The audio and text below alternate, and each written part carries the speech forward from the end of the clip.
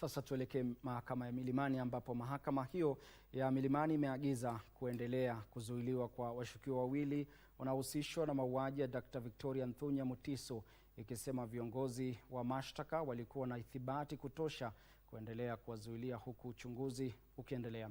Mahakama hiyo iliarifiwa kwamba Dr. Mutiso ambaye ni mtaalamu wa masuala ya afya akili aliuawa kwa kupigwa risasi tarehe 26 mwezi Julai mwaka huu katika eneo la Upper Hill, Kilimani, alipokuwa kwenye gari la teksi. Viongozi wa mashtaka wamesema kwamba wanahitaji kukamilisha uchunguzi kuhusu mauaji hayo, ikiwa ni pamoja na kuchunguza silaha zilizotumika na kamera za CCTV. Huku akipewa siku 21, jaribio la shambulizi la awali linalodaiwa kutekelezwa dhidi ya marehemu lilichukuliwa kuwa muhimu katika uchunguzi huo. And taking into account the totality of the material placed before the court, there is sufficient basis to conclude that compelling reasons have been demonstrated to justify the continued detention of the respondents.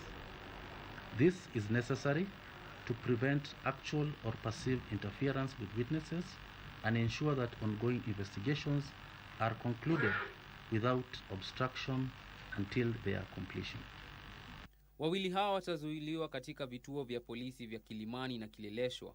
I hereby direct that the first and second respondents shall be remanded in custody at Kilimani Police Station and Kileleshwa Police Station respectively for a period of 21 days from today to allow the conclusion of the investigations.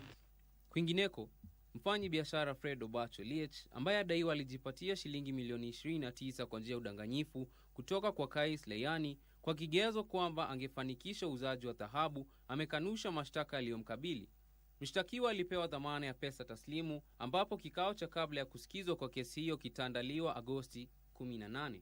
Tukisalia mahakamani, Caleb Miheso Jami alikanusha mashtaka ya kujaribu kulaghai kampuni ya Miraflores Apartments ardhi ya dhamani ya shilingi milioni 300.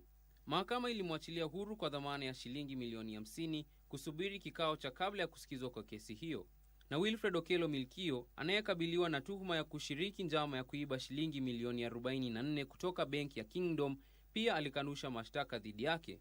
Hakimu Teresa Nyangena wa mahakama ya Milimani alimwachilia kwa bondi huku akisubiri kikao cha kabla ya kusikizwa kwa kesi hiyo. Bruce Mayoyo, Darubini.